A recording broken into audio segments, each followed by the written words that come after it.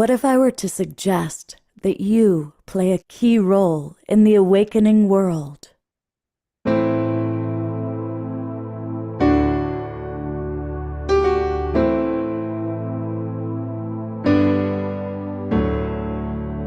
that you are watching this because you have heard the call.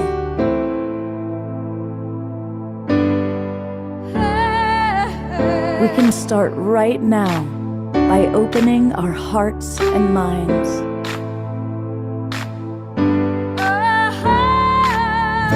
Welcome to the awakening world.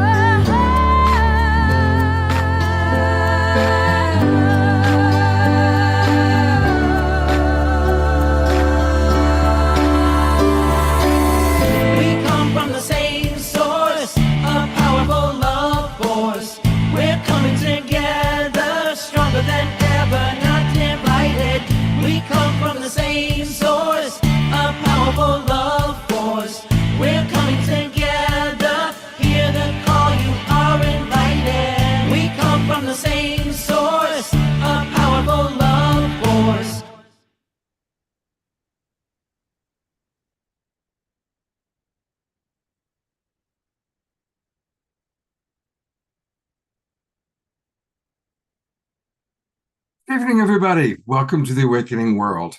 I'm Love Coach Scott Thomas. I'm your host for the show. In fact, I'm your host for all the shows, and I really enjoy it. And about every couple of months, we do an edition called Authors That We Love. And tonight we have 4 wonderful authors, all of whom have new children to share with us.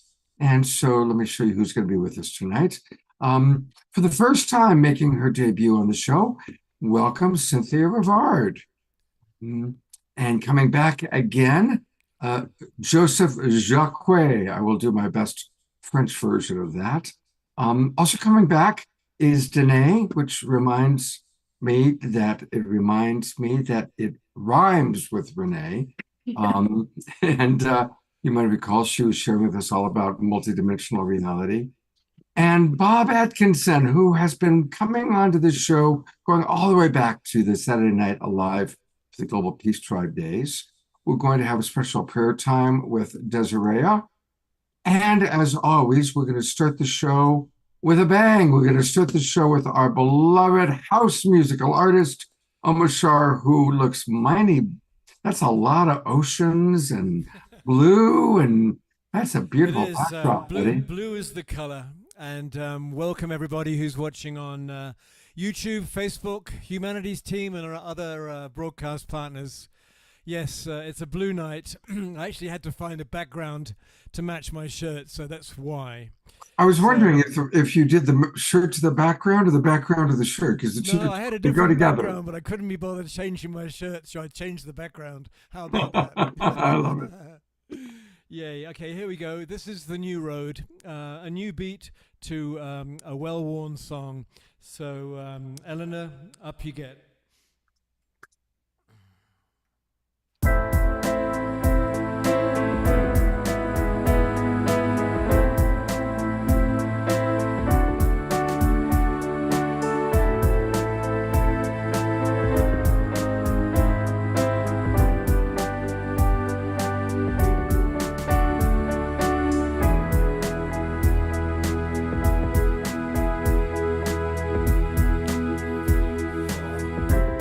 Just look at us now, waves of inspiration,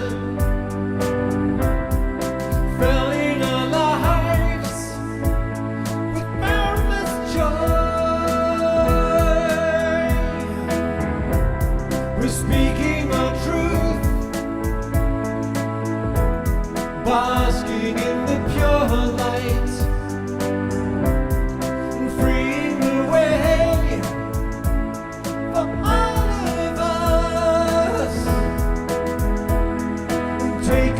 Disguise, Show your starry eyes, open up your heart, be with me. Truly we're divine, let your spirit shine. I am one within you and I love you so. I love you so. We're here on the new road, where air is so much clearer, creating a world of ecstasy. Surrounding us is true love, filling empty spaces. Rejoice in the word unity. Take off your disguise, show your starry eyes, open up your heart, be with me. Truly we're divine, let your spirit shine. I am one within you and I love you so. I love you so. Take off your disguise, show your starry eyes, open up your heart, be with me. Truly we're divine, let your spirit shine. I am one within you and I love you so. I love you so. La-dum, bum-ba-da-dum, ba-dum, bum-bum-bum-ba-da-dum, ba-dum, bum-ba-da-dum, ba-da-da-dum, bum-ba-da-dum, ba-dum,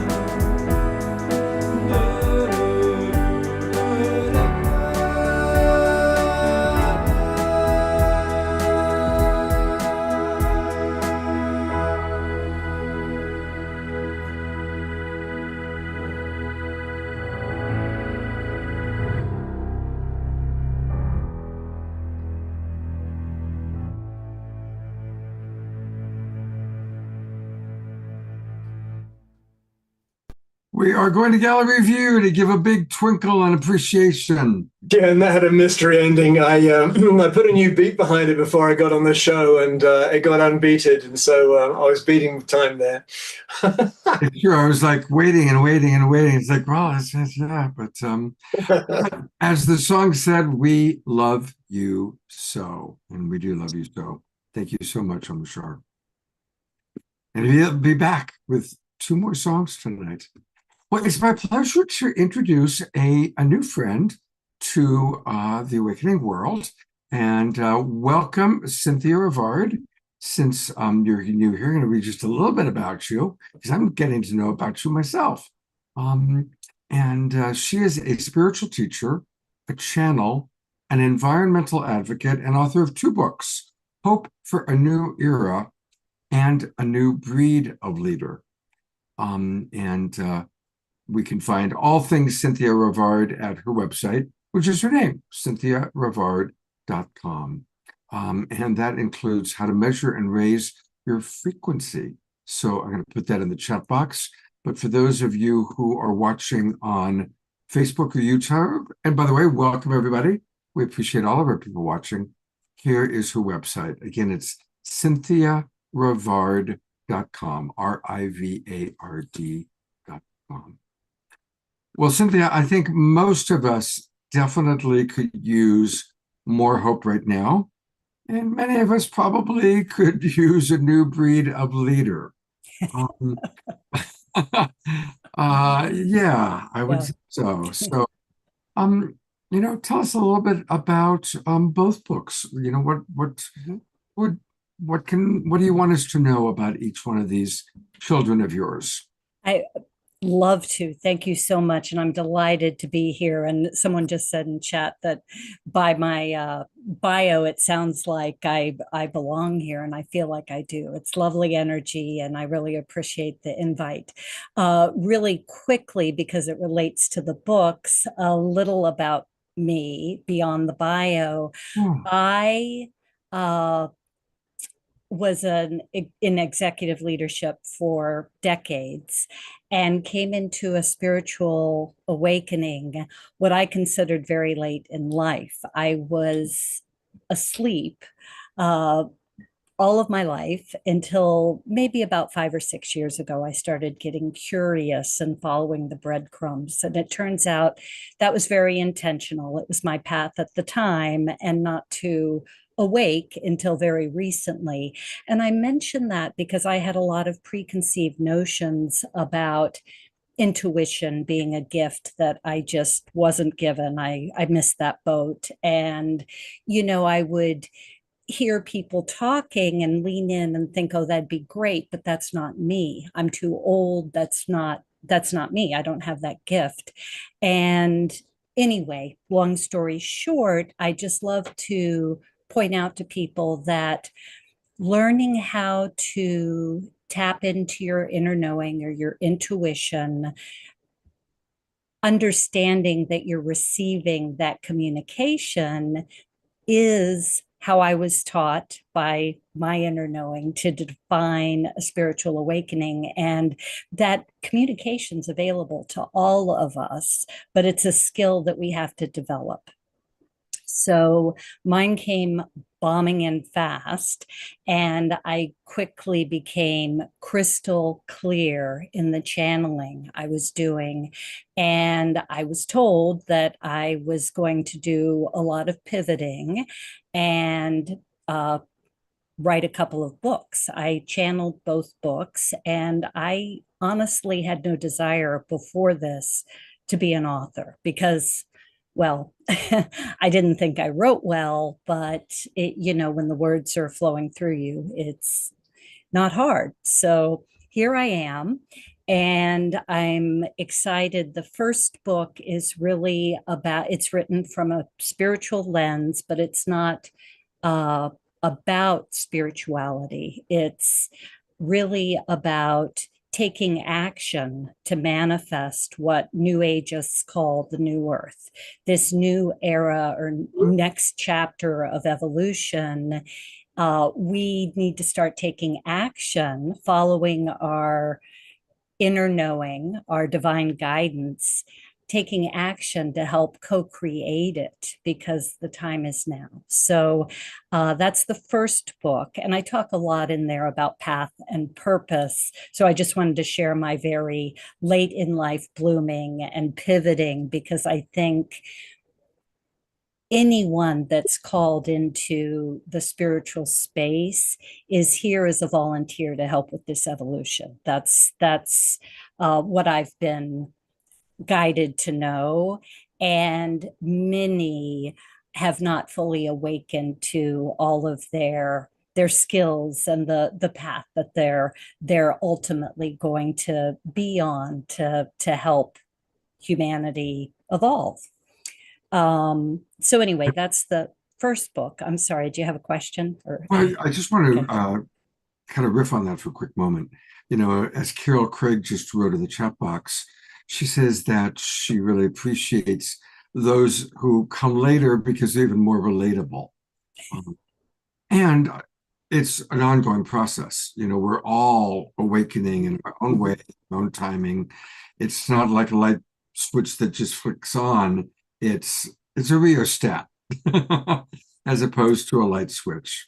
It's a skill, and the more you use it and connect and learn to trust, the more amazing it becomes. Yeah, absolutely. Yeah. Okay, so let's get back to your books. Yeah, I know we don't have a lot of time here. Well, so the second one, I was just finishing and getting my head around trying to get the first book out into the world. It was released in June, and my guidance came in and said, we need to do another one ASAP, and it's not going to be spiritual because we don't want that gate of people who aren't ready for spiritual content. This word needs to get out. So the second book is really about personal leadership. It's the what's it called? Subtitle on the book is A Guide to Healing Humanity and Peaceful Revolution.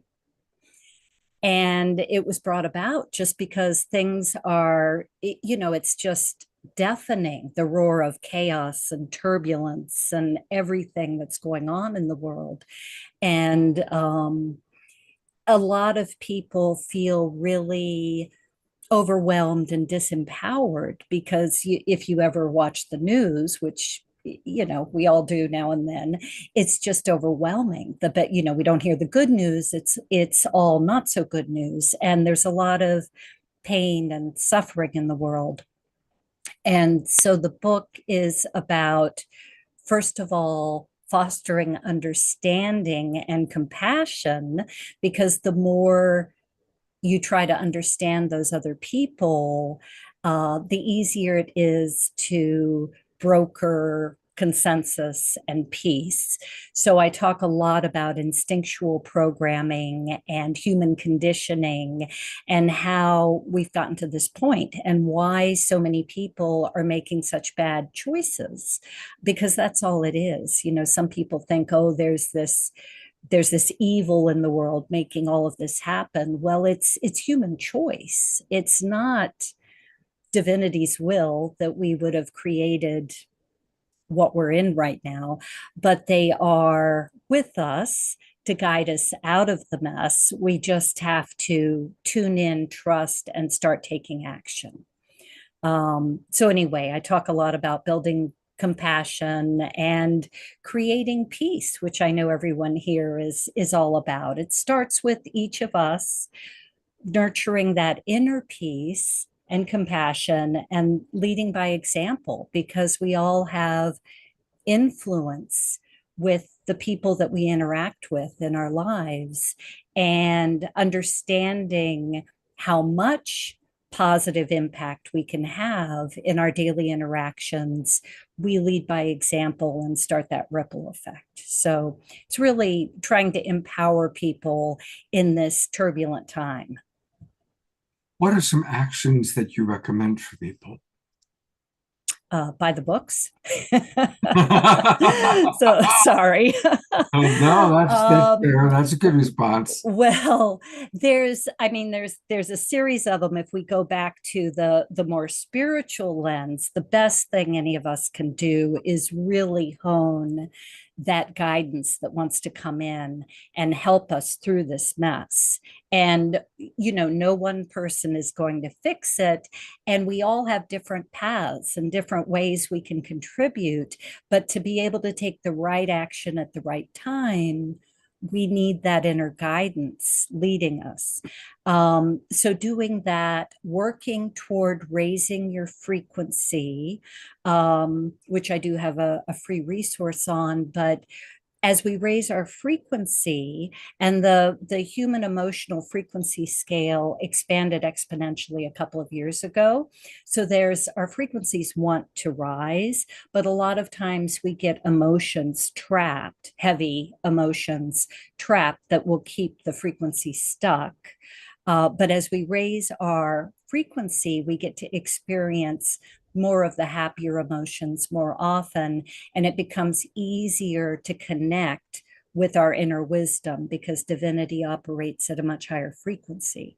So the higher your frequency goes, the easier and more clear your guidance becomes.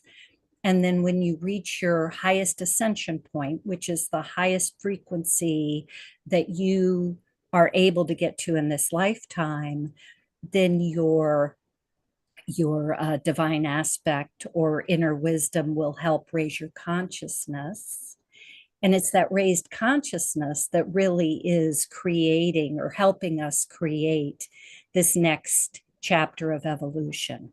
When we're all operating from raised consciousness, there will be peace. There will be compassion and helping each other, and it'll be a beautiful world. What are some of the ways that you raise your consciousness and your vibration? Because it was my path to help others, my frequency rose very quickly when the frequencies expanded. But what I tell everyone when they're just getting started is to know where your frequency is. That way you'll know if it hasn't gone anywhere in a month or so that it's probably stuck. And then you can check into, do you need to be in a more high frequency environment more often, or do you need to see if you have some trapped emotions that need diffuse so that your frequency can keep rising.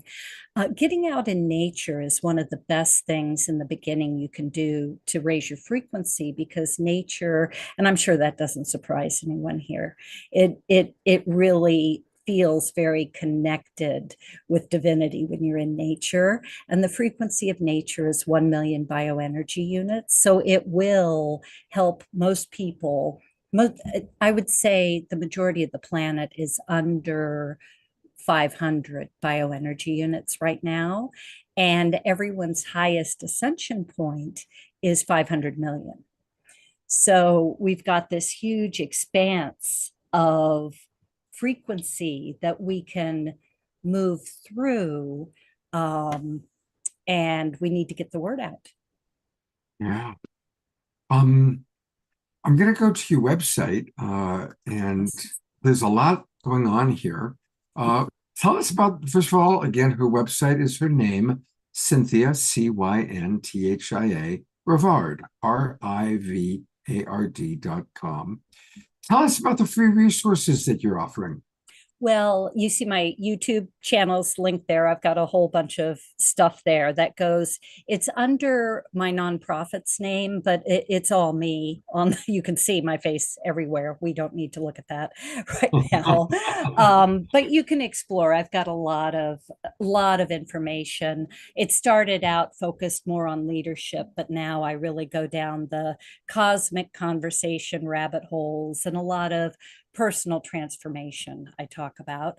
And then you can check out, there's a few other free resources, but I really recommend learning how to measure your frequency.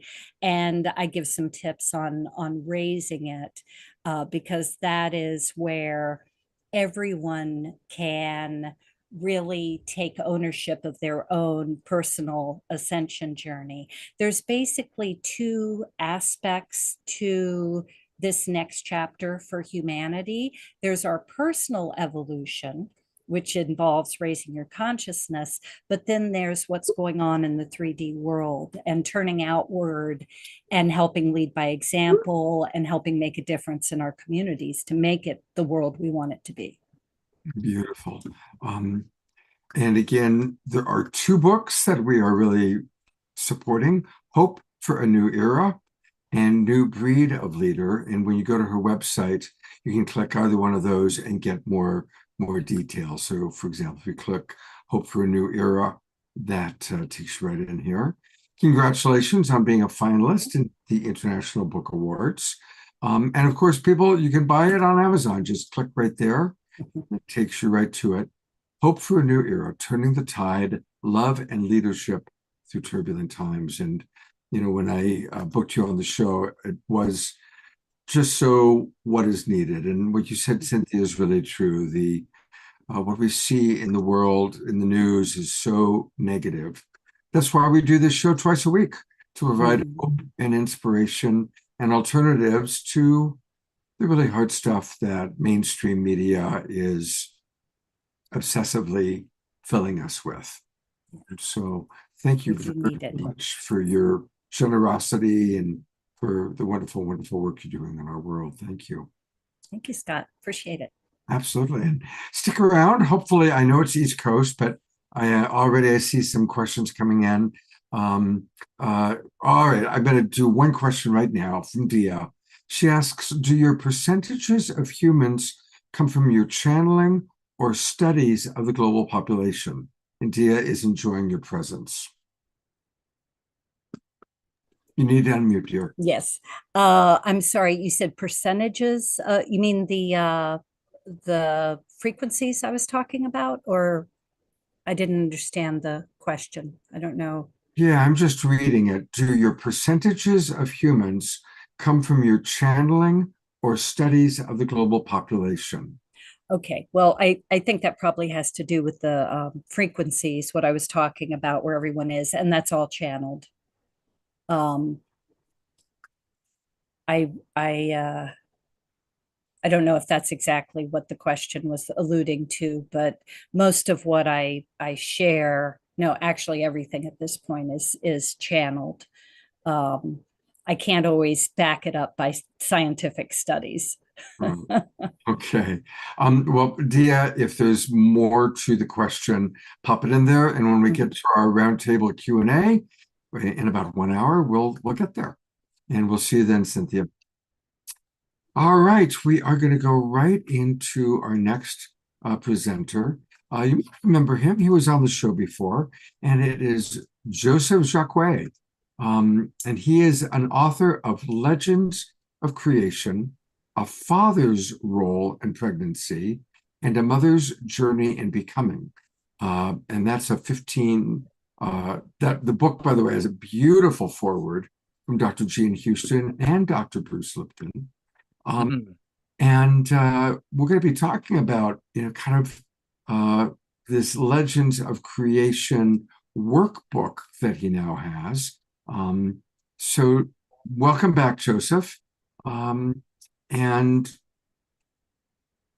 to help people understand, his work is taking people into how to really be part of the whole process of birthing, going into before conception, going through in utero, and working on healing intergeneral traumas and wounds, and addressing and acknowledging the genius within, which is waiting to find its way to the family and the world.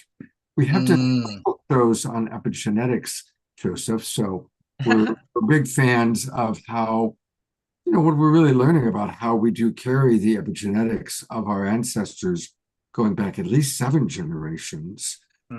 So taking it from there, tell us a little bit about some of your understanding about how to properly prepare for conception and then manage in utero and the father's role there. Well, thank you. Well, first of all, I just want to acknowledge you, Scott. You've been holding it down for humanity, and it's an awakening in this, just bringing collective intelligence together and honoring, each part of that little drop in the ocean of consciousness and well-being and community spirit. And you've held that torch, and that's just a big deal. And so that's what we really, really need right now is individuals coming forward, us sharing our story, our little sliver genius with the world, and how we can be greater than the sum of our parts, right? So again, thank you, Scott, for doing what you're doing. We need you, man. Well, thank you for the platform as well. It's always nice to be able to share who you are and what you're doing. And the story really starts. It starts before conception and it goes through in utero. If you look at a lot of the developmentalists, Piaget or Robert Keegan or James Fowler or Lawrence Kohlberg or any of the greats, and their developmental models all start after birth. And so in all the social sciences and science today, even all the, anybody who's using those old models is what they are. They're models that need to start before conception. And simply put, that's what's important for the audience to get is that's important that the mother and father get very, very clear about their wounds and their gifts before conception. So they can have a conversation between them, and it's what we call conscious parenting, right? That meaningful connection that the mother and father have to talk about their intergenerational traumas that were handed to them by their mother father culture, and not just go trauma. It's real important that we discuss the genius. There's genius that's there that wants to come forward as well. So our intimate relationship between our wound and our gift are critical for healing and growth, as well as understanding what we both fear and love. So we want the Legends of Creation is starts 6 to 9 months before conception. And it's a beautiful work booklet. And it comes with a coach. It meets you anywhere you are, even if you're starting at conception, that's okay. It's really about awakening that part of yourself, that conscious part of yourself that chooses to have that conversation and to get clear with your partner about your gifts and about your wounds.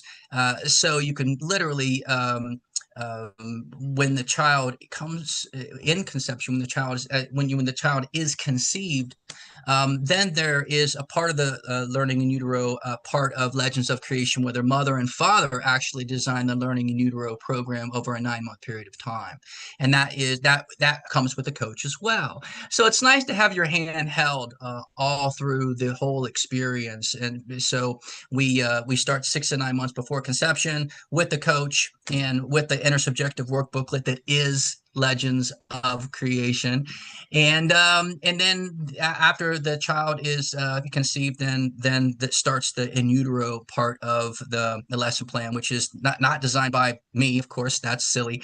It's designed by the mother and father, and then the coach helps just guide and just kind of inspire the sense of direction that the parents want to go. So thanks for that. So then here's a preview of your book and of the workbook. Again, Legends of Creation, a Human Legacy Movement. And a couple questions for you, Joseph. Yeah. You actually do the coaching, or do you have a team of people that do the coaching? Now thanks for that, Scott.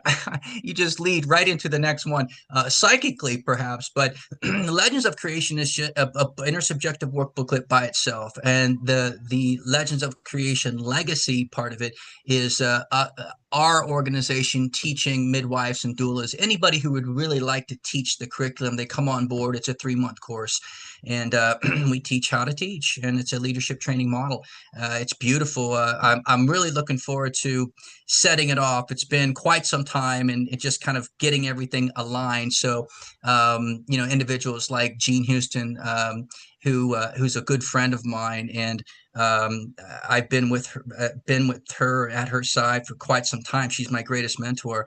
And when I brought her the idea, she loved it. And I said, would you do a forward, and would you read the book? And she said, for sure. And Bruce Lipton as well.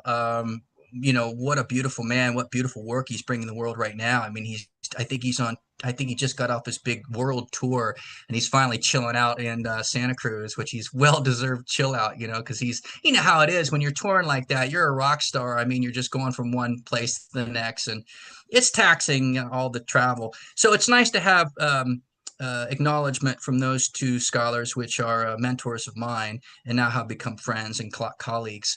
And we're at the very beginning. I don't want to come off as this is a done deal. There's going to be, Legends Creation 2.0 and 2.1 and 2. Things always going to, just like life, it's always going to be in beta. We're always going to end up growing with it, right? That's just the nature of a growing, living philosophy. I mean, we're here to cultivate and to collaborate and to find our collective intelligence and to find how our coherence is just an alignment for healing humanity. And I feel that is your demographic. It's like Jean Houston would ask us 2 questions. 1, what map are we using? And 2, what was the story that influenced you to use that map? And so through the spirit of Legends of Creation, it really started. I know you that know this, Scott, but perhaps the audience doesn't. But for the last 16 years, I've been working with the homeless through an organization called Harmonic Humanity. And we created jobs for the homeless through art and music. And so we had our last album that the homeless were selling on the street featured Jason Mraz, Michael Franti, Maroon 5, and Sarah McLachlan donating their music to our compilation where they that's a beautiful image. That's a collage of just all the fun and the joy that Harmonic Humanity was. We distributed 33,000 CDs. They earned about $500,000 for themselves. We gave out grants and through Harmonic Humanity. I produced a show with Jason Mraz at the Fillmore, which is a cool thing. But that's not the reason and you please go there. There's these 8 videos that are just absolutely beautiful and beautifully produced and edited, and you'll just have a great time on that site just to go through.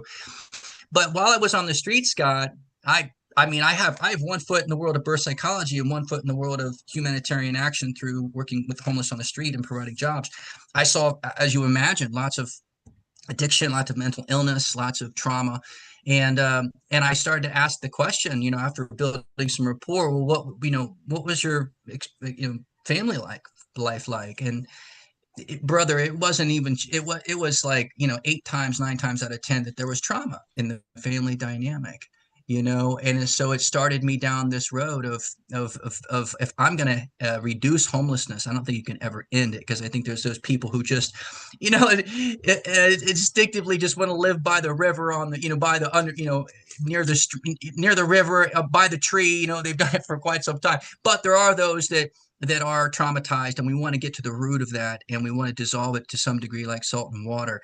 So we really want to get to the root of that. When we get to the root of that, which I'm doing with Legends of Creation, then we can actively begin to start the process of ending the cycle of victimization and getting clear about the genius that wants to come forward, and the wound that wants to teach. That's what the wound wants to do. The trauma is there; it's there for a reason. We want to learn from that. We want to grow. And we want to move forward that which is beneficial, and that which was learned, we want to pass on to our tribe and say, hey, here's what we've learned, and here's how we're growing, and this is what we're up to. So the human legacy movement is just that. It's there is a book, there is a movie, which the script is written, called Birthing Humanity, which comes from the book Legends of Creation, and then there's a study that actually comes from that, which is called the Healing Project.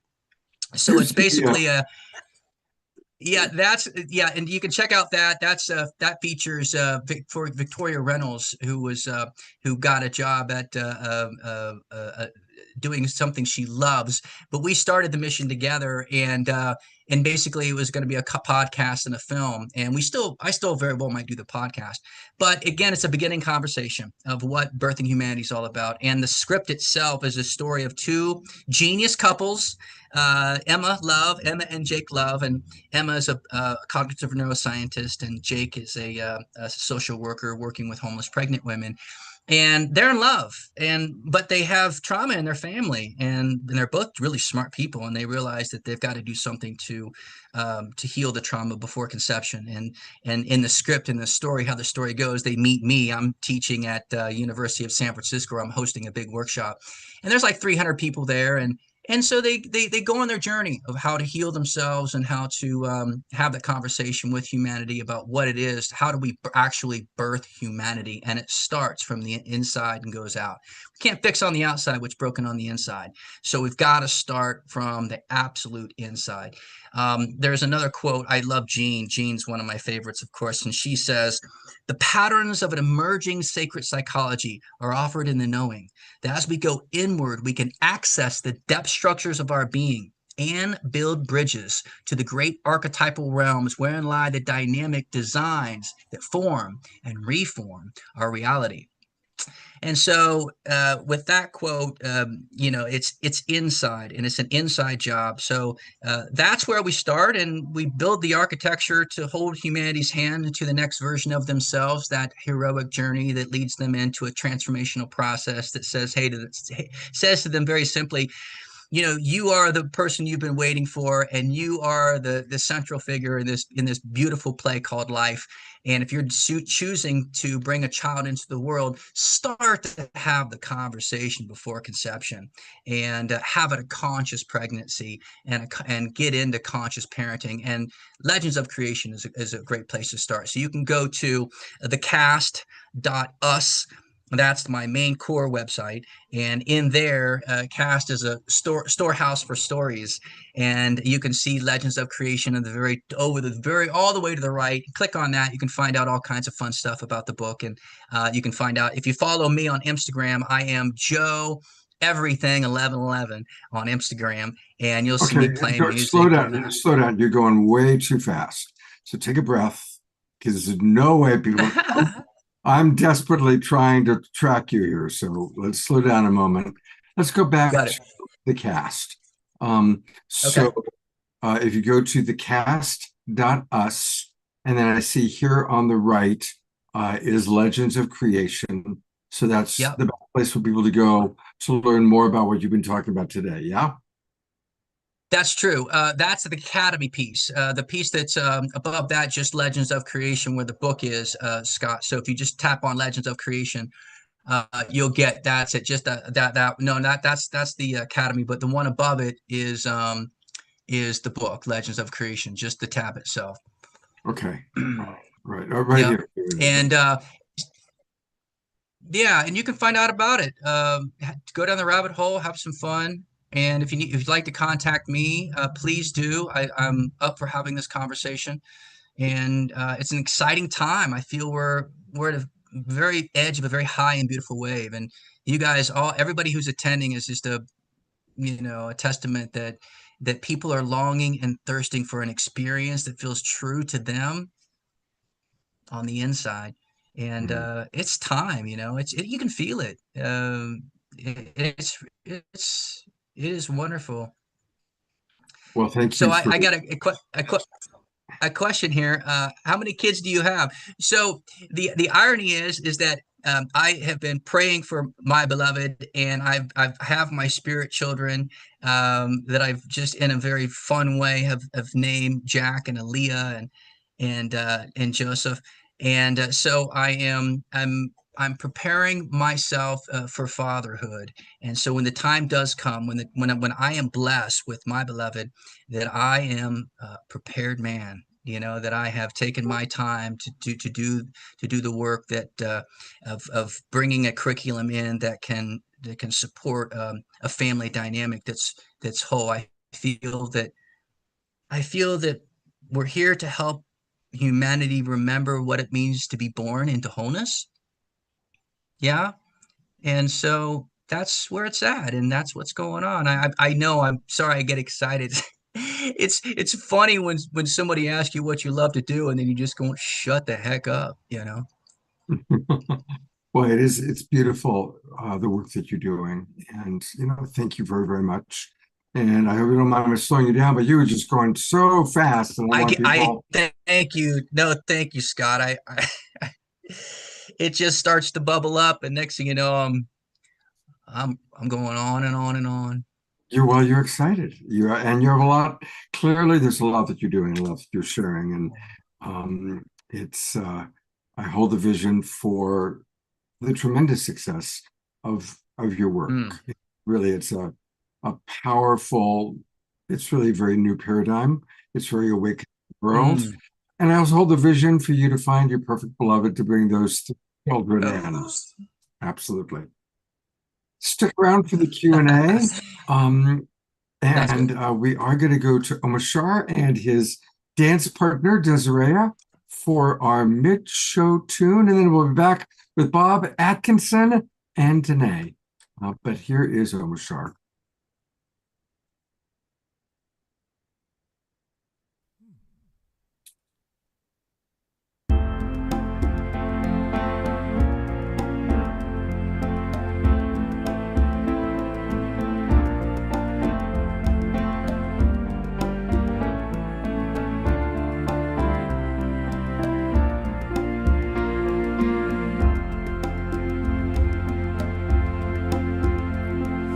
Flowers grow, dripping with dew, and rivers flow in sapphire blue.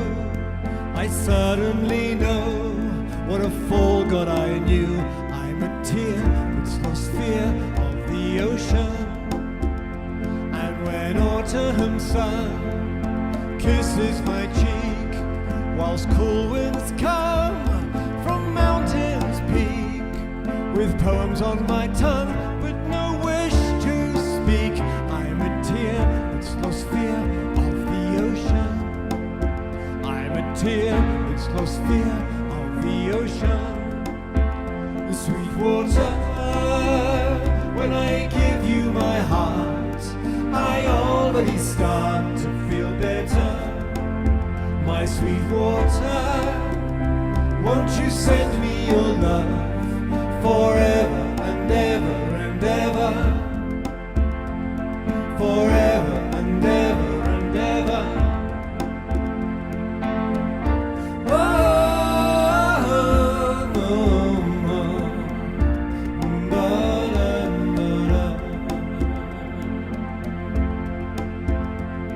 When tender hands trace memories where powdered sands meet temperate seas, I don't understand but I love mysteries. I'm a tear that's lost fear of the ocean.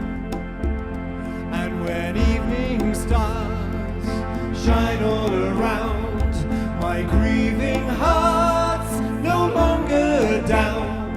And things that were lost, that's where true hope's found. I'm a tear that's lost fear of the ocean.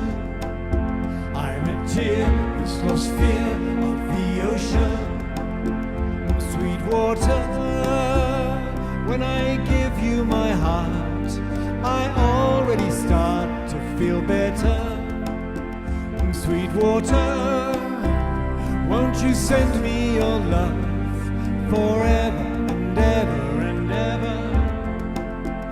Sweet water, when I give you my heart, I already start to feel better. My sweet water, won't you send me your love forever and ever and ever? Forever and ever and ever. I'm a tear that's lost fear of the ocean. I'm a tear that's lost fear of the ocean. I'm a tear that's lost fear of the ocean.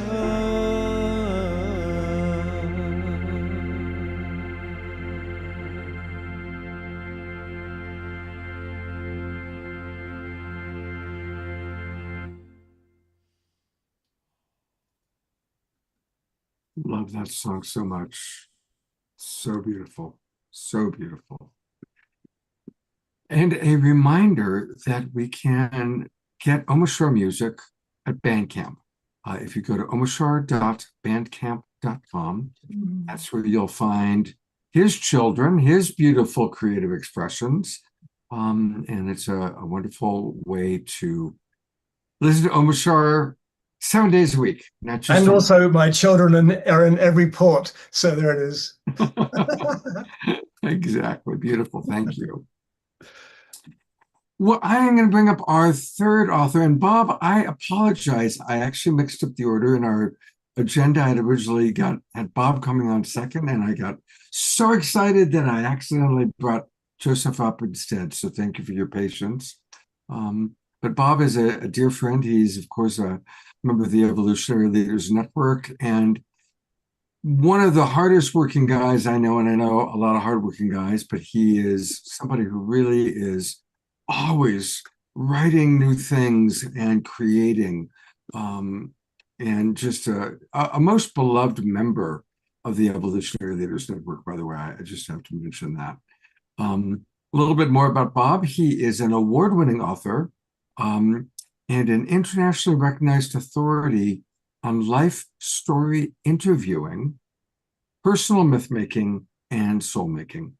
He's the co-editor of Our Moment of Choice, which of course is the book that kind of is the anthology book for the Evolutionary Leaders Network. And he's also the author of The Story of Our Time, From Duality to Interconnectedness to Oneness. And that was a 2017 Nautilus Book Award winner. But he's back with new books, new creations, and that's why he's on the show tonight. So welcome back, Bob, and please tell us about your latest creation. Thanks so much, Scott. And Omar Shore, it's great to be with you again on your show. And Cynthia and Joseph, it's great to learn about your work. So yeah, there are a few things I'd like everyone to know about my latest book, which is my 12th book. It's called The Way of Unity, Essential Principles and Preconditions for Peace. The first thing that I'd like everyone to know is about this book is that it offers a unitive worldview that provides hope, optimism, and encouragement for divided humanity. The Way of Unity invites us to imagine a world where every person feels seen, valued, and connected, a world guided by compassion, cooperation, and partnerships. This book is a guide to discovering something greater than ourselves a growing, expanding, organic renewal process aligned with evolutionary forces. So the way of unity is very much about our topic for tonight, which happens to be relationships between each other and the earth. And I'll come back to that a little later. But the three main themes of this book are: first, the inherent natural order of the universe is wholeness, unity, and peace. Second, there are unitive principles that reflect and support this wholeness. And third, there are already thousands of communities worldwide that are striving to restore the world to wholeness by applying these principles, utilizing a model of social action based on a collaborative learning process. So a little more about each of these themes. A holistic vision of the universe and all things in it allows us to better understand and appreciate a universe conceived in love, unity, and wholeness. From this, we can see how biology mirrors cosmology. The workings of the universe express an innate organic harmony, unity, and balance. The human body, likewise, is a marvel of diverse cells and organs designed to function in perfect relation with each other to maintain their inherent harmony and well-being. So looking through the lens of wholeness, we see that unity and peace are the natural state of creation. Second theme, we have a set of unitive principles that reflect, support, and maintain this wholeness. The emerging unitive age is the culmination of an evolutionary flow brought about by periodic leaps of consciousness throughout humanity's history. Since the mid-19th century, many human rights advances have occurred, from the end of slavery to women's rights to the ongoing civil rights movement and beyond. These have spawned a growing awareness of the need for unitive principles to heal the ills of a divided humanity. A few of the 9 unitive principles detailed in the book that will lead us to world unity and world peace are unitive consciousness, which is consciousness that brings about unity by understanding that all things in the entire universe are one, a grand wholeness in motion. Unitive justice, which is justice that brings about unity by maintaining community solidarity on all levels and eliminating all forms of prejudice. Unitive economics, which is economics that brings about unity by eliminating the extremes of poverty and wealth, making prosperity for all attainable. Unitive narratives are narratives grounded in unitive consciousness that bring about unity by validating and supporting the unity and diversity of humanity and all life.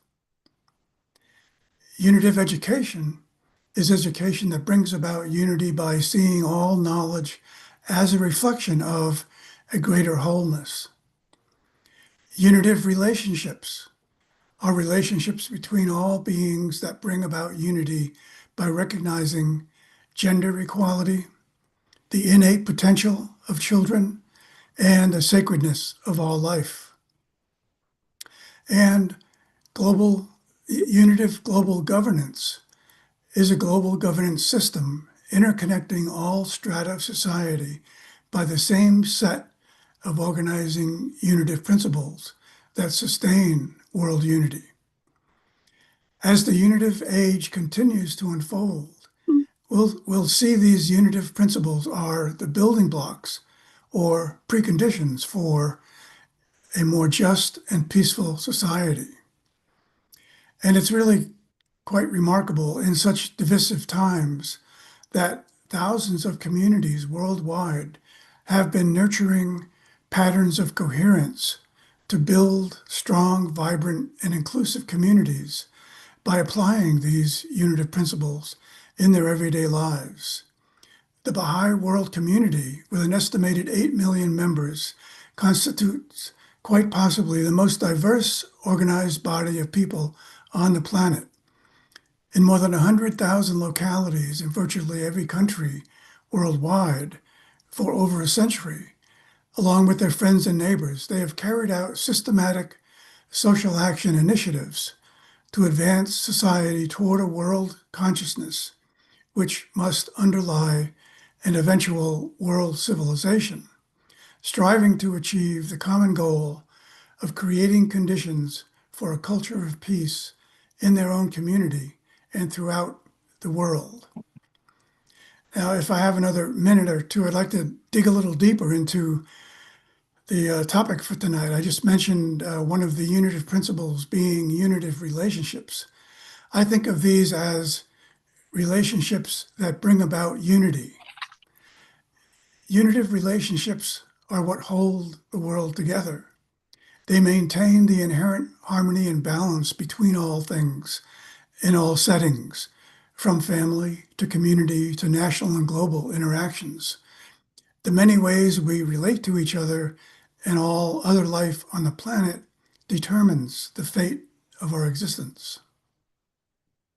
Realizing the harmony of all relationships opens up opportunities for all of humanity to experience the hidden powers of cooperation, love, and unity in action.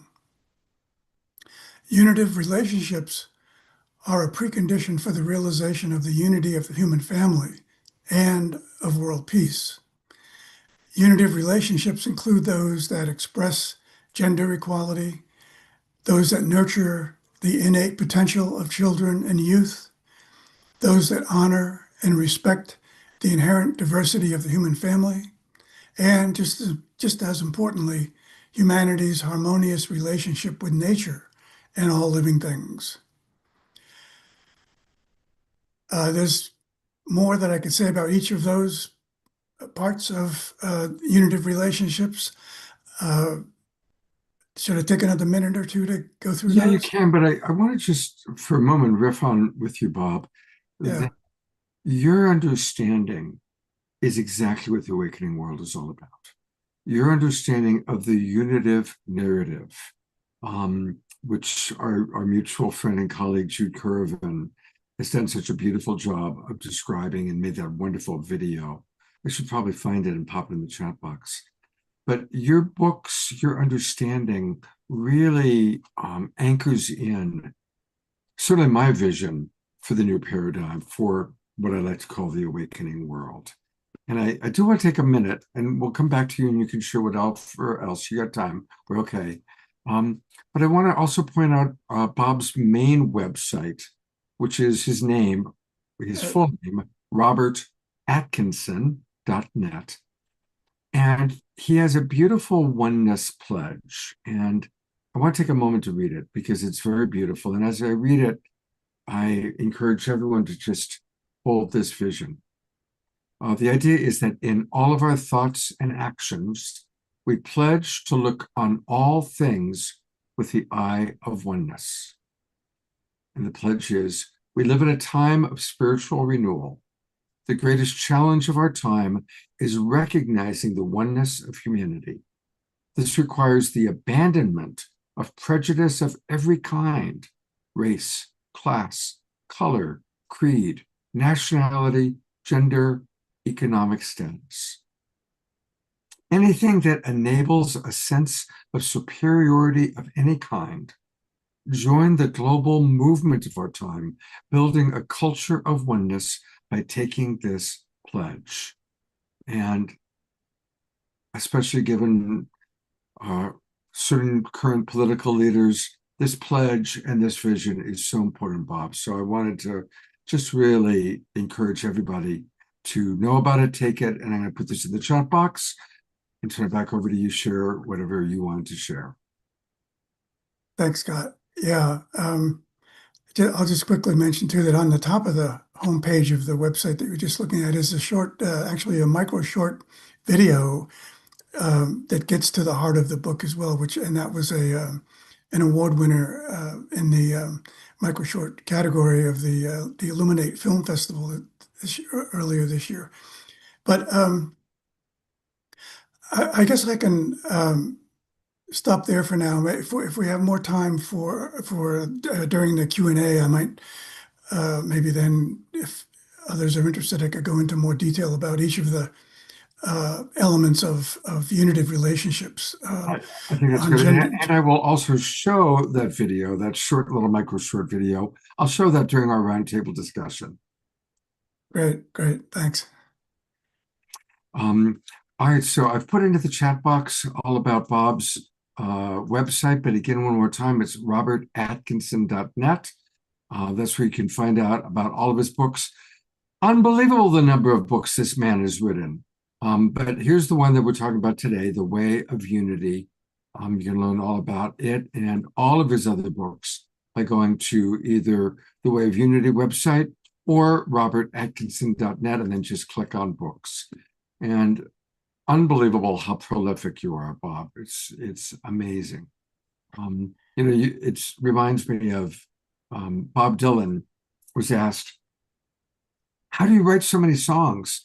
And he said, I don't write them. I just write them down.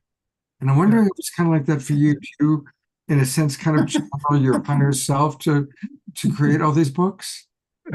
That's a great question and a very interesting example that you gave of Bob Dylan's response to that. So for me, for me, it's not one or the other. It's a combination of both.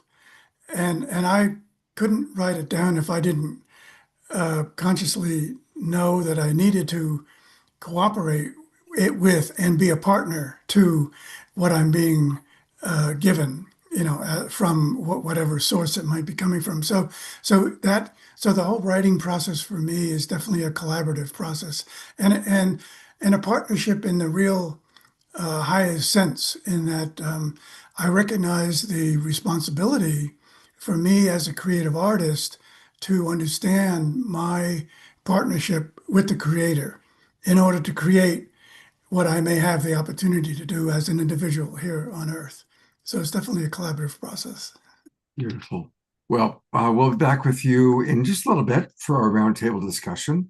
Thank you very much, Bob, for your incredible dedication to our awakening world and to doing it in a unitive narrative kind of way. Thank you very, very much for that.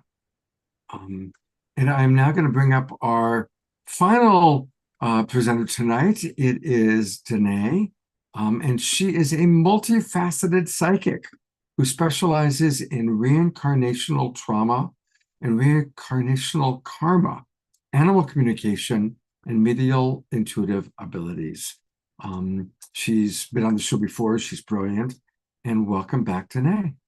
Thank you for having me. Absolutely. Now, in your case, yours is actually a story that's part of a larger book. So tell us a little bit about your story and then the book that people can actually get. Yeah, so the book is called Awakened Hearts, and it's the second edition. So if anyone in here is familiar with what was that book? It's Chicken Noodle Soup for the or Chicken Noodle Soup for the Soul. Is that what it was? Yeah, Back in the day?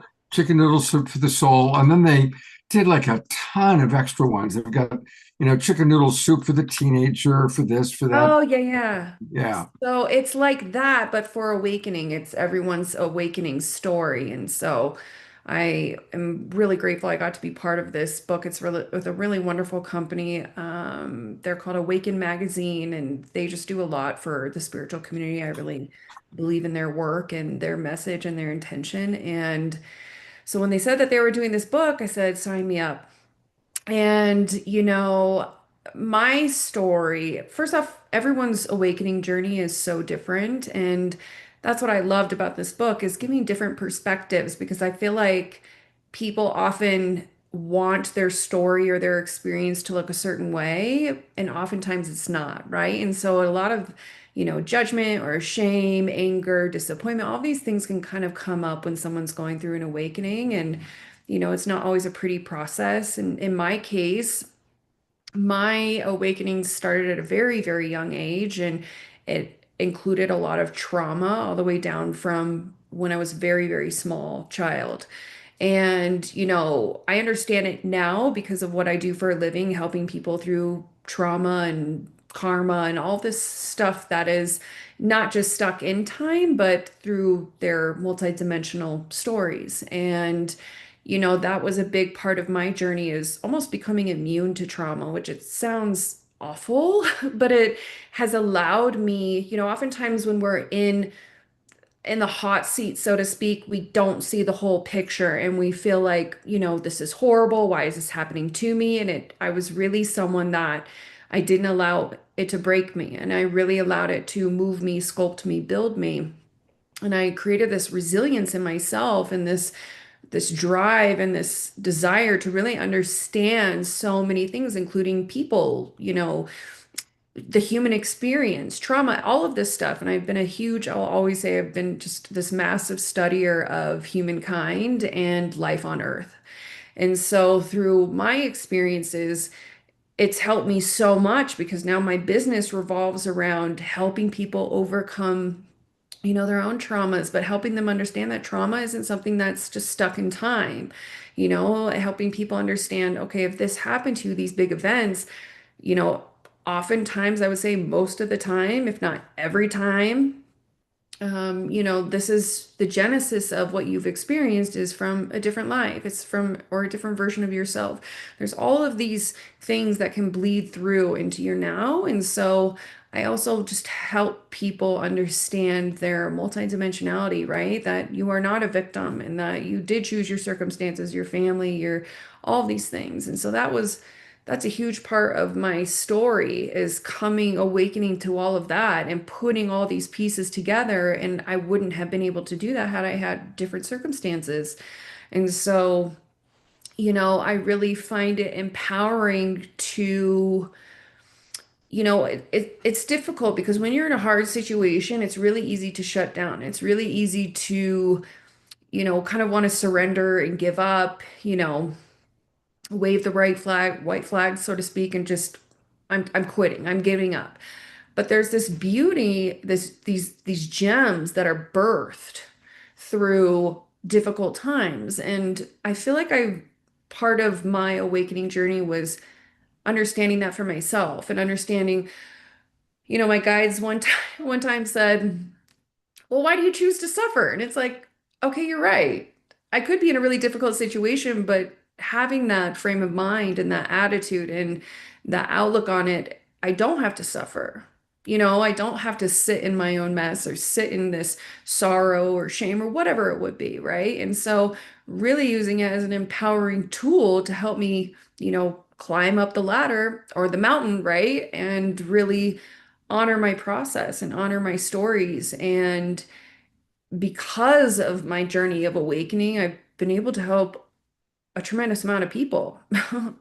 Because it's one thing to go to school, I'm not knocking school, but there's a lot of indoctrination in a lot of these places. And I think when you're dealing with people and healing and helping people really transmute pain and things like this, and I think it's very important for people to feel like they can relate to you, that they feel your compassion and they feel your heart and they feel your sincerity and your intention. I feel like a lot of people who've been in, no offense, but gotten degrees through school and memorized scripts and memorized books, there's been this lack of compassion in the field when dealing with people and dealing with trauma and counseling. And this is obviously not for everyone, but a lot of it, and I can say that because I've also experienced that. And I just always told myself I never want someone to come into my door and feel sidelined and feel they're not important or not validated or that I don't see them. You know what I mean? And so my broad spectrum of my life experiences has really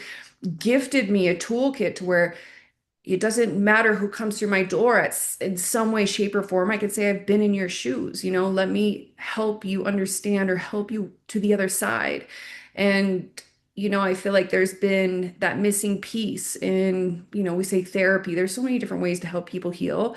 But I just feel like there's just been this missing point of therapy. Traditional therapy really keeps you stuck in time, and it keeps you stuck in this victim mentality. This happened to you.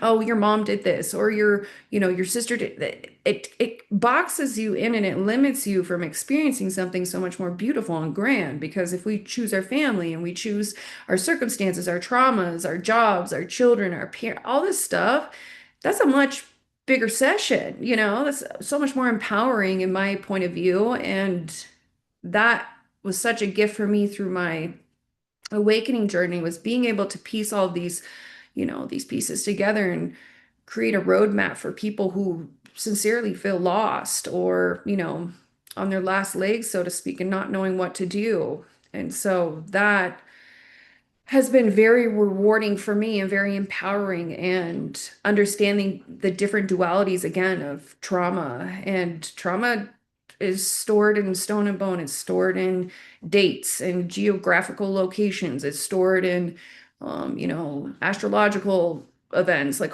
there's so many different ways you can look at trauma. And I love that we're at a point with humanity where we can really expand on this, because I feel like people are now finally being given the tools to heal, where everyone in some way, shape, or form has been stuck in time. And I feel like now people are able to really break these cycles, really understand a bigger picture, really be even open to it, right? For so long, people weren't even open to this kind of stuff. This is juju magic, this is a no-no. And so I really am grateful that, we have these opportunities to give people a different way, a different belief system, and create an expansion that I really feel like a lot of people have been starving for, outside of even starving for truth, right?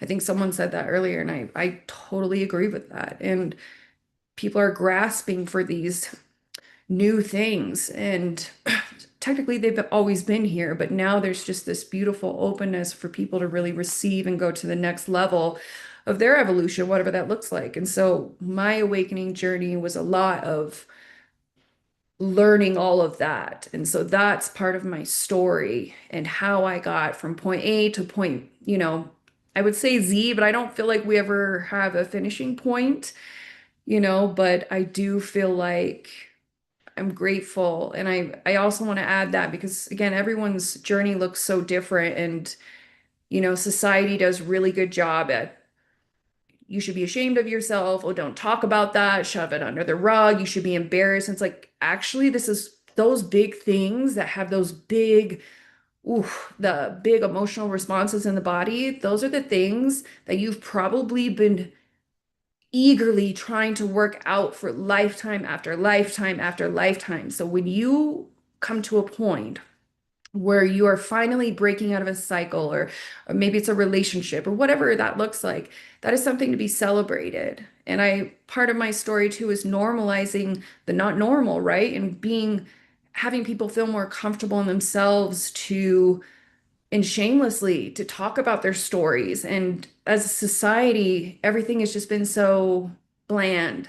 Like, everything is so, how does it look on the outside? No one really addresses how it really is on the inside. And so I really want to normalize that, so people can actually not just connect with others, but connect with themselves, and give them the courage to do that. And so I feel like that's really important. I feel like if we can just have so much more of that as a society, it would be so much easier for people to move through things, because there's that support there, right? There's that just automatic support. And so, yeah, that's a long story short, but I'm grateful for that. So, Danae, I think one of the reasons that I keep having you come back on the show is I really resonate with your way of thinking. thank you. I never spent a day in college. I And tried really hard, Scott. I was like, I knew early on that couldn't do it. I went straight into creating, straight into Yeah. being an entrepreneur. And as a love coach, people say, well, what's the difference between love coaching and therapy? And I think you relate to this and what you were just saying. In traditional therapy, God bless those therapists, they've spent years learning how to evaluate and diagnose what's wrong with someone. But then it puts that person into the prison of being diagnosed as whatever it may be. And I always emphasize that I don't think there's anything wrong with anyone. Yeah. But what is true is that life is very challenging. And so whether it's you're dealing with the challenge of autism or the challenge of borderline schizophrenia or whatever it may be, rather than seeing it as a diagnosis of something wrong with you, which then keeps you in prison, it's like, no, this is something that is a challenge you've chosen to face in this lifetime for the purpose of growing, healing, and ultimately learning love, learning self-love. So Yeah. And then you know, when you take it even bigger and you're like, well, why did you qualify for these? Why are these circumstances things that you chose? Do you know what I mean? So it immediately takes you out of that, oh, life happens to me, right? It happens for you. And sometimes people choose challenging lessons in lifetimes because maybe that's what the soul needed to evolve or wanted to learn. There are people who choose to be poor or have a body that doesn't function, or there's all these dualities, but there's no victim in creation. And I feel like that's empowering when you really honor that. when Michael Beckwith was on the show, this was a couple of years ago, he told a story about a woman that was a close friend of his who had had a child that was born that was seriously deformed, an incredibly hard life, and died at like 7 or 8 years old. And the woman was just like, why did this have to happen? And Michael had this being came to him in a dream to please explain to my mother that I chose this life in this way because it taught her compassion. And it was part of our karmic agreement to help her learn how to break her heart open. And so Yeah. Michael came back, told the woman this. She, of course, felt the wisdom and the truth of that. So think about that for a moment, right? Yeah. Choosing, loving someone so much to choose to come in and have a very difficult short life, just to teach compassion. And I think that there's a lot of truth to that. Oh, I totally agree, Scott. I really do. Well, I'm going to bring up our other remaining, Joseph had to leave, but Bob and Cynthia, God bless you both, are still with us. And now is when we get to kind of roll into Q&A. But as promised, to kind of just break things up a little bit, I'm going to play the Way of Unity video from Bob. Here it is.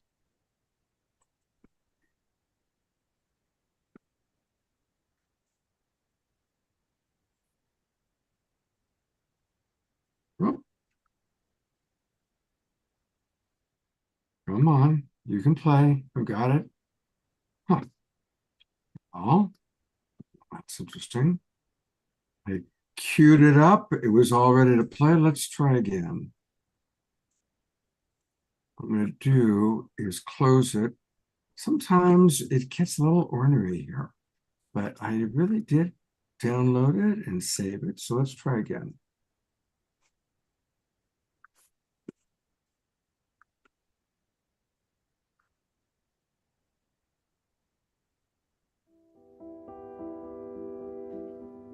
Humanity is going through periods of transformation, leading us to unity, oneness, and wholeness.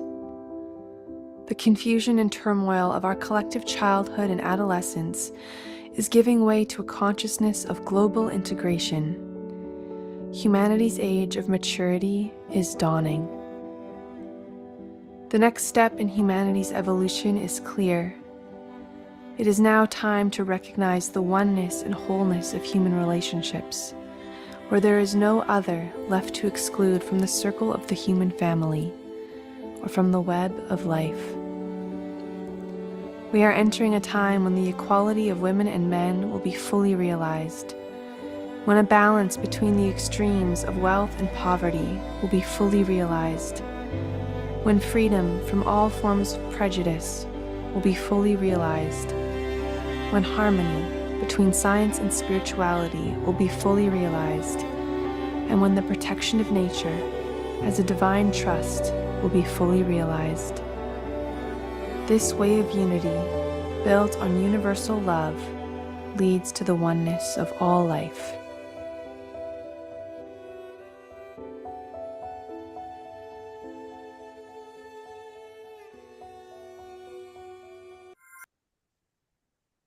The moment that started, I realized, oh my gosh, that's our beloved Tatiana narrating it. And Tatiana will be on this show again this Saturday night. So it's all part of one big global family coming together. What a beautiful video, Bob. Thank you. Thanks, Scott, for sharing it. Yeah.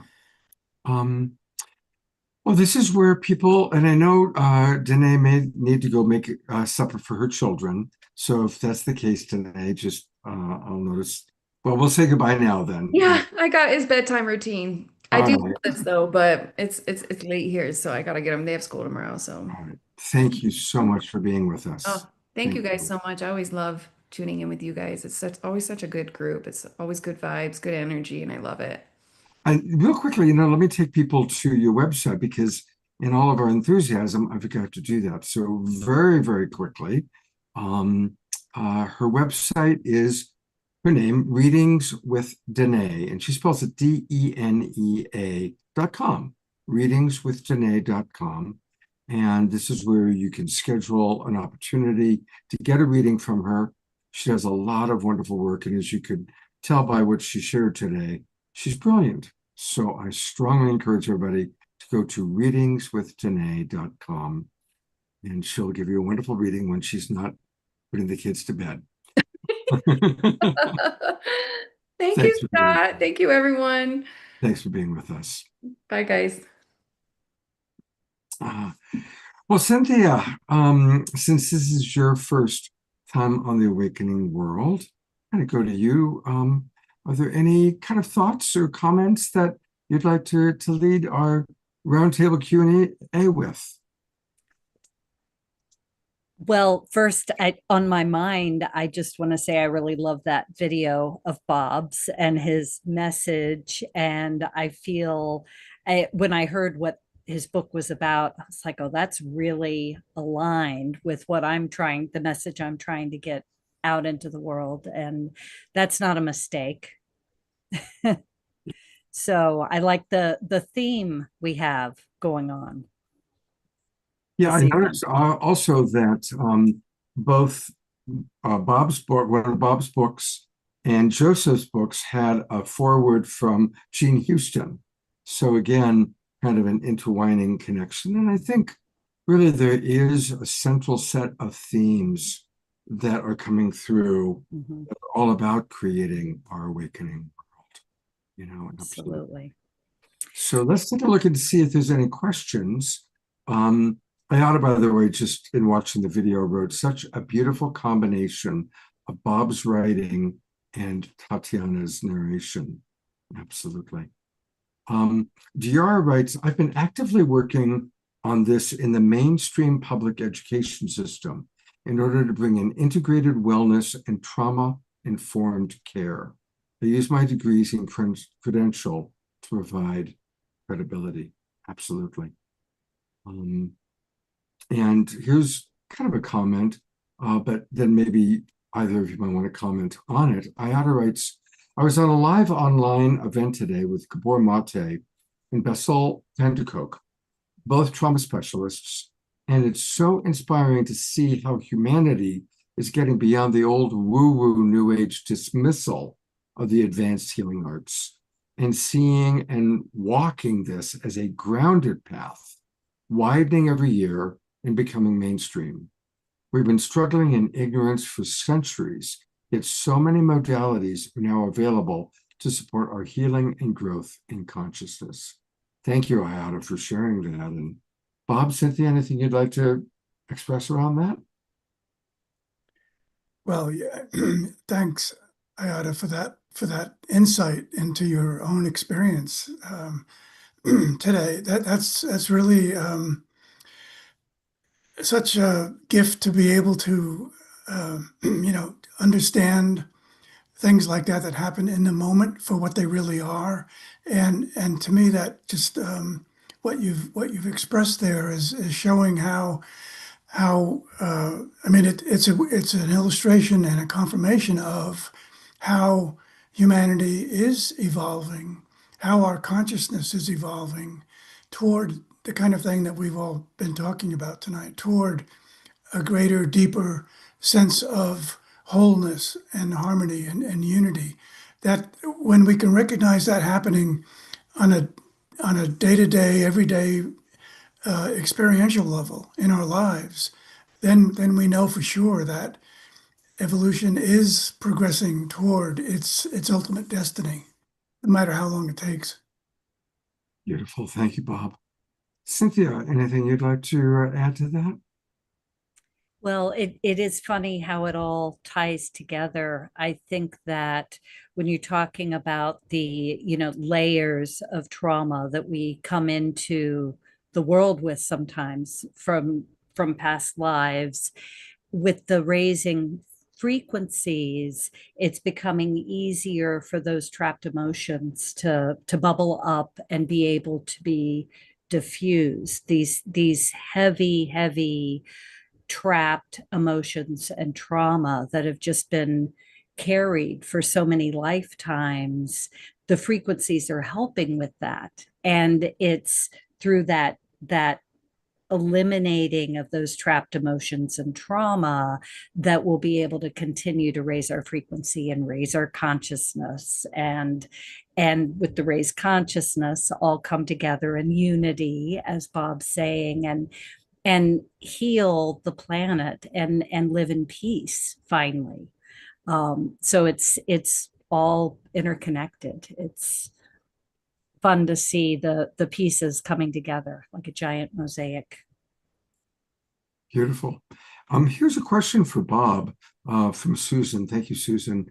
She's asking, how can we introduce these principles to social institutions? Great. And that's because that's so important to be able to get unitive principles to social organizations, and because that's where they need to be put into practice, as well as in our own homes and our own communities. They need to be put into practice in social institutions as well. So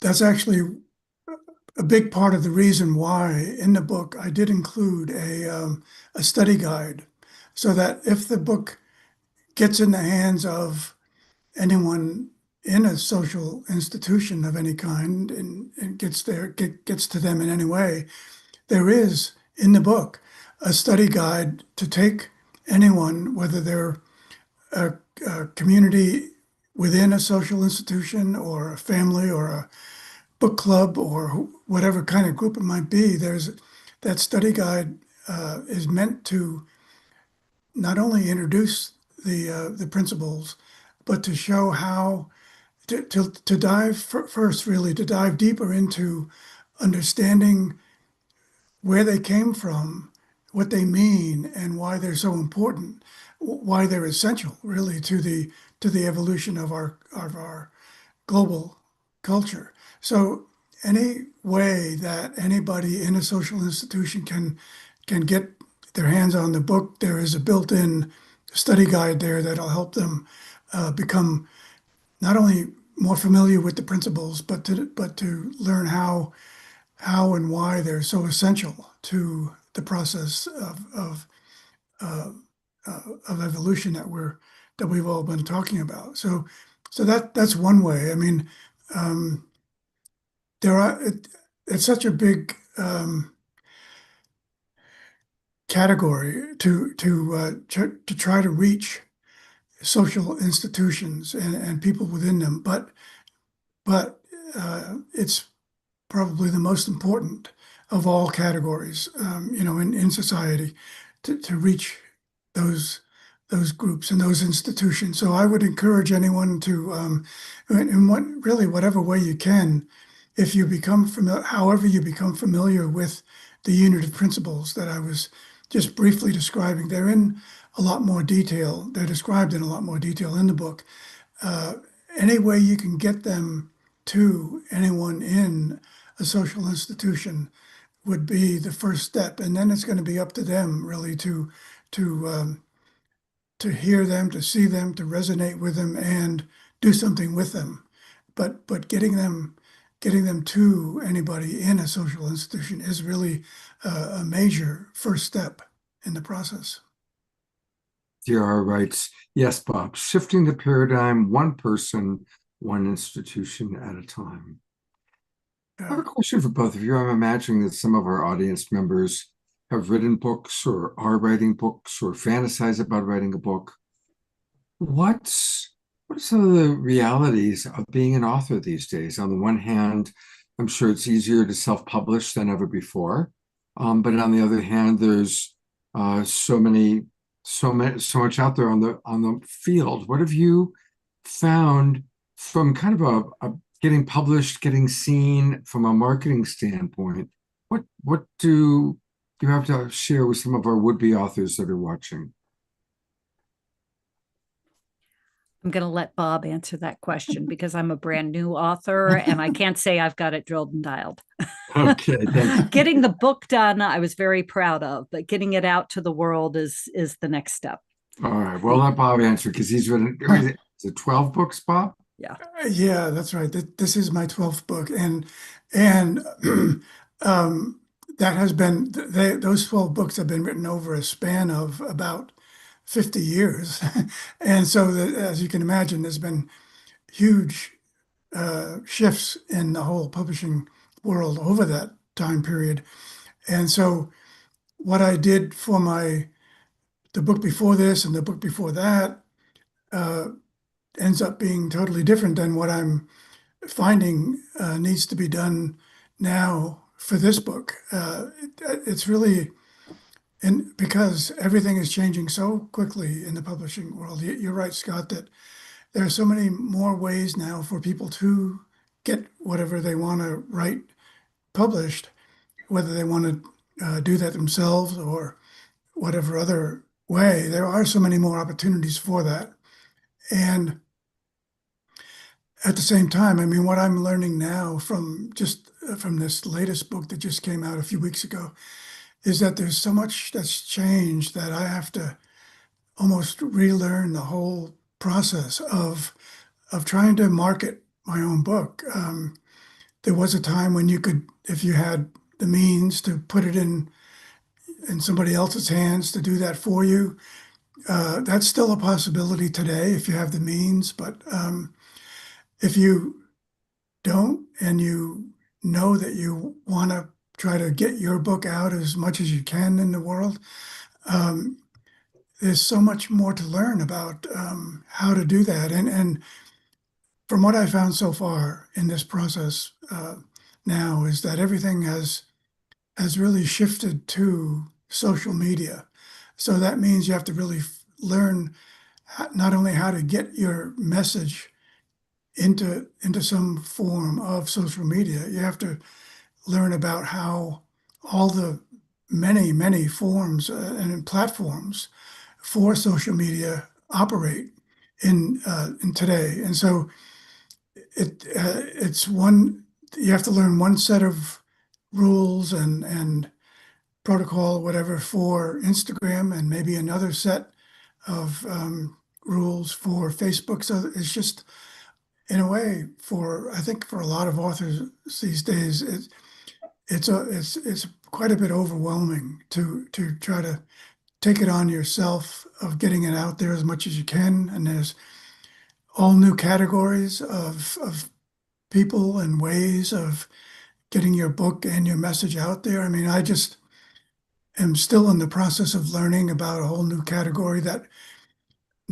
was not in the marketing picture at all, a decade ago. And that's the category of book influencers. I mean, we may know that there are social media influencers, and that's broken down into fashion influencers or product influencers, but there's also a category of book influencers. And to get connected with any of those is a whole process in itself that takes a lot of time and energy. So it's a lot of work. I mean, to consciously take the time and to try to get your message out there. It's not easy, but most authors that are writing today except for the ones that have the ability to publish with the big five in New York or whatever, most other authors today, I think, are writing because they do have a message that they want to get out there to the world. And they know that the world is in the process of transforming itself and they want to be part of that. And so there is a clear commitment there on the part of authors of all kinds these days, but it's a huge challenge to find the way that you can reach your own particular market. Yeah, thank you for sharing. There's no shortcuts that I know of yet. We're going to close the Q&A with a last question. This is from Eleanor Joy. And she writes, I'd love to hear a personal story from each of you regarding a recent awareness that has lit up your soul. So a recent story, something that has inspired you or lit you up. Hopefully each of you can think of something. Cynthia, would you like to go first? I'm not sure if this qualifies, but I talk a lot about path and purpose and how, you know, when you know you're living your purpose, you can do it 24/7. It's not work. I think that because everything that I have come to know or be aware of since I've started on this latest path and my purpose has just been aligned, and a joy because it is aligned. But I'd like to share that when you really trust where that guidance is coming from, the fear dissipates. You know, you don't have fear because you know this is what you're supposed to be doing, even though you never ever would have considered it before. I guess for me in general, the joy of not fearing any of these steps and these directions that I'm being guided in, even though it's been some big pivots. That would be the greatest joy I've experienced through this process. Thank you. That's a beautiful response. And one more time, you can find both of her new books at her website, Cynthia Rivard, RIVARD.com. And it's a lovely website, by the way. Thank you. So definitely want to invite people. And Bob, do you have a response to Eleanor's wonderful question? Well, that is a great question, and it's easy for me to think of those kinds of awarenesses that have lifted, that have lit up my soul. I can think of many of those in my earlier years, like in my 20s or mid-20s, especially the time when I was during a period of time in my life that ended up right when I wrote a memoir about that time that was just filled with moving from one awareness like that to another during that time. But recent awarenesses, I mean, I think so. And that's a really important way to put the question, I think, because we have to think about.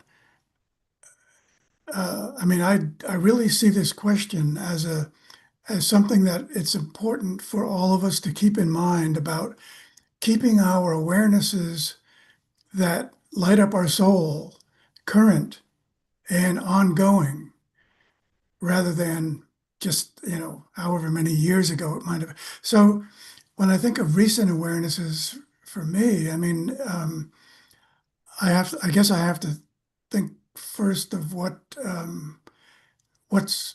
most what's closest to me most recently, and that's the the writing and the release of this book that I've been talking about tonight. And so now that I've gotten it out there, and that people that now that other people are becoming aware of it, those kinds of awarenesses for myself that light up my soul now are when somebody that I don't know, have no idea who, where they are, or anything about them, is able to connect and resonate in some way with the message of the book. So that's a real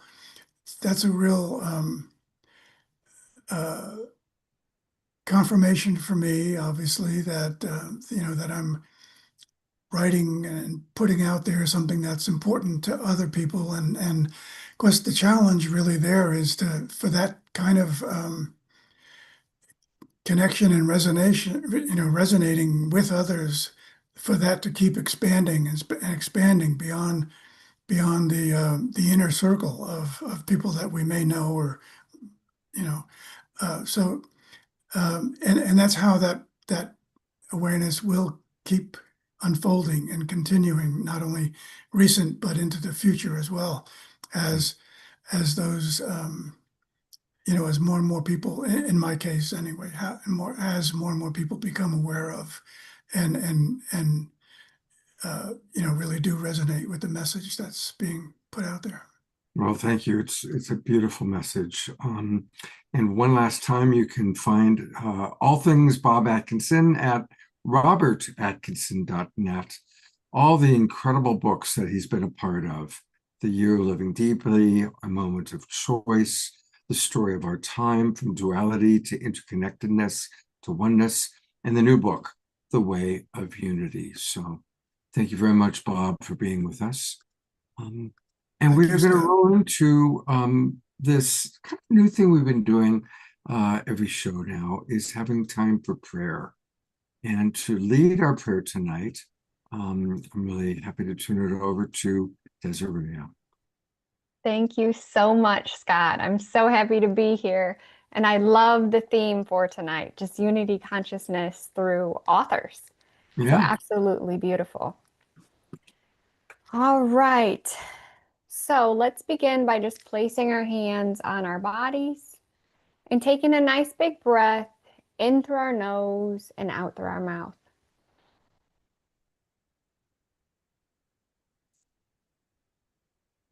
We're going to begin by just asking our guides to come join us, asking Source to give us the answers that are in our highest good to know at this time, and just to assist in whatever it is that we need at this time. So going along with the theme today, I'd just like to begin by saying, may we please bring in the energy to align us with the highest unity consciousness we possibly can, bringing in that energy where we align with the self-love, the compassion, the nurturing of those around us, where we know that the energy that we have within us influences those around us in a positive manner, that we bring love and joy into our lives and we spread that to others around us as well.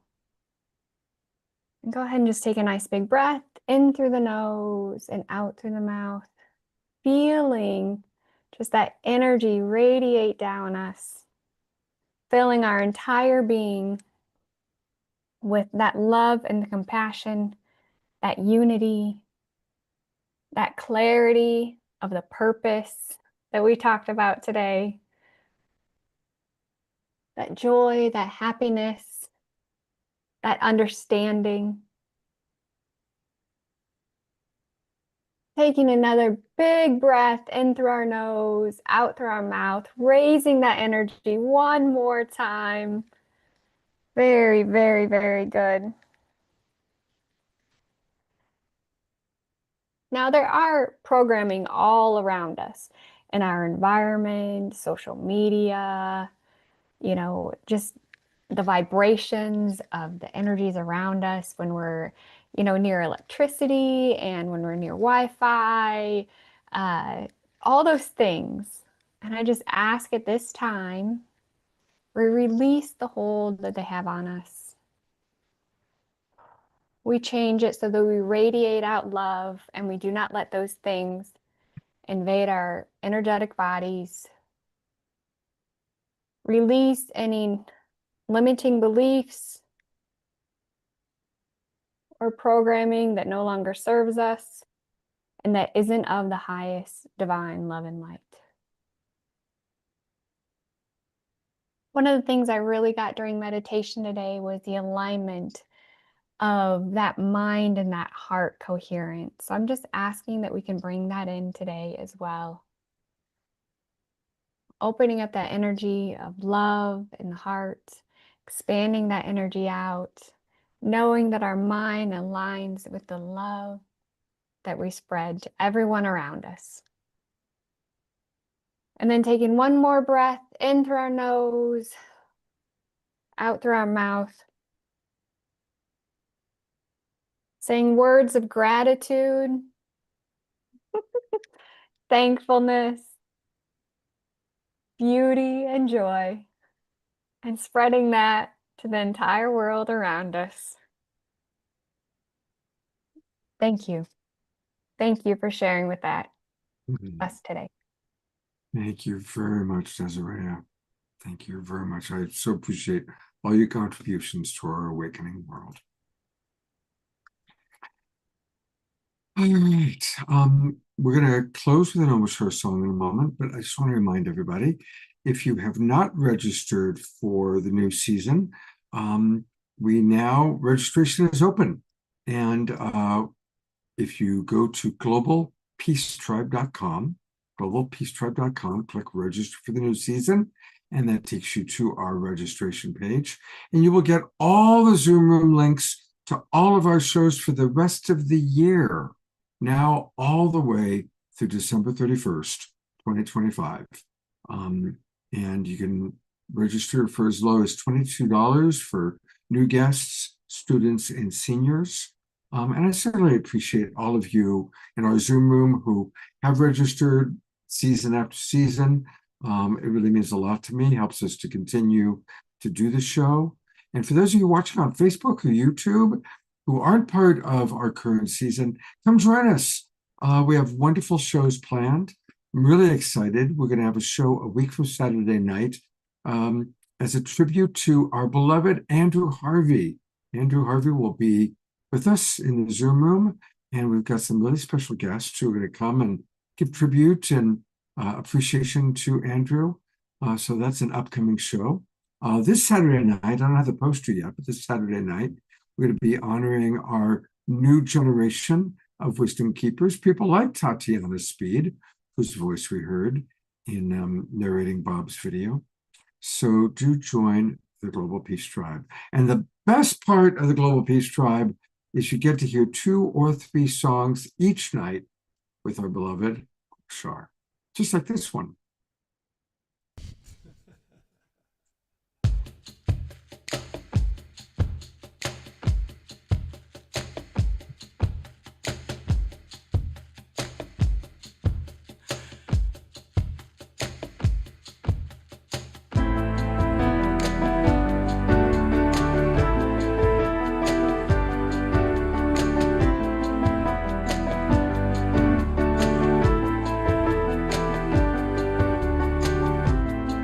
Let me shine a light inside, and I'll show you where your truth resides.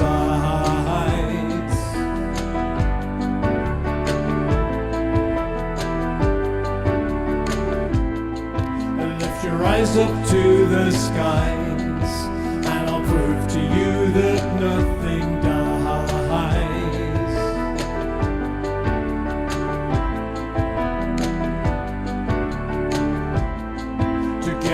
We'll rise again, and we'll make amends for what we've done.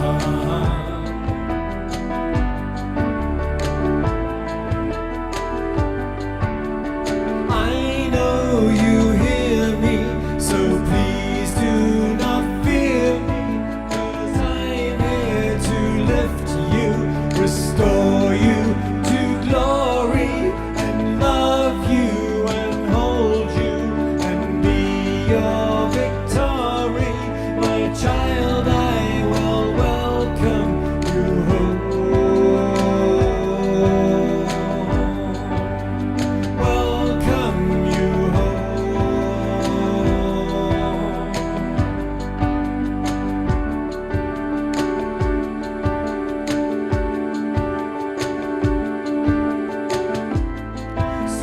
take a different view, and you dream awake, breathe out the new.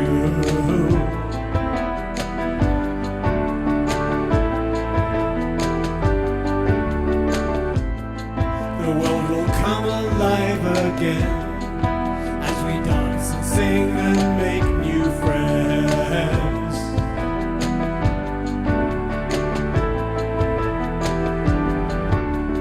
I know you hear me, so please do not fear me, 'cause I'm here to lift you, restore you to glory, and love you and hold you and be your victory.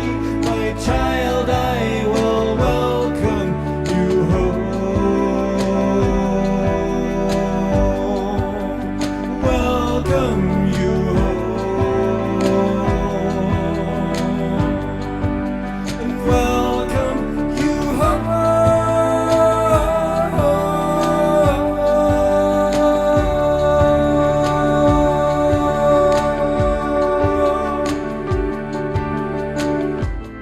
So let me shine a light inside.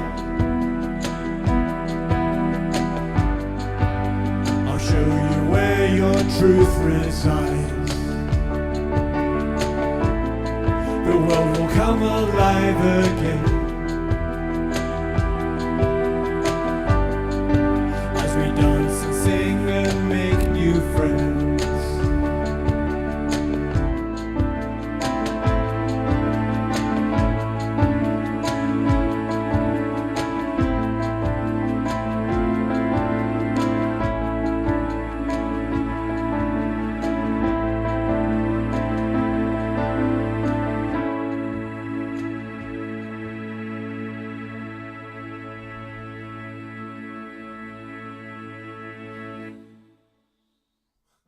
Thank you, Omashar. And Karen S. says this is her favorite Omashar song of all time. And Diara reminds us that this Friday is Artist Day on Bandcamp. So everybody put in your calendar to go to omashar.bandcamp.com on Friday. Buy his CDs then, because 100% of the money that comes in goes right back to our beloved Omashar. So there you have it. This Friday is Artist Day on Bandcamp, and I will try and even send out a reminder to our subscriber list because we love Omashar. Thank you. I love you. You love me. What a concept. All right. Well, I am going to gallery view one last time. Thank you, Bob Atkinson. Thank you, Cynthia Rivard. And also thank you, Danae and Joseph, and Desiree and Diara, and all of you for co-creating another wonderful Omashar themed awakening world. I'm a little slap happy. I don't know why. I think I'm hungry, actually. Yeah, I know. I think we always rise and expand in frequency and consciousness when we get together. So by the time we get to the last song, I literally have to pull my balloon down to get into my body to play. We've expanded so much. So Thank you. I think you just saved me because, boy, I'm like mumbling and fumbling and all that kind of stuff. So I think it's time to say good night. I'm going to go get some dinner, and I look forward to hopefully seeing all of you on Saturday night, and have a great couple.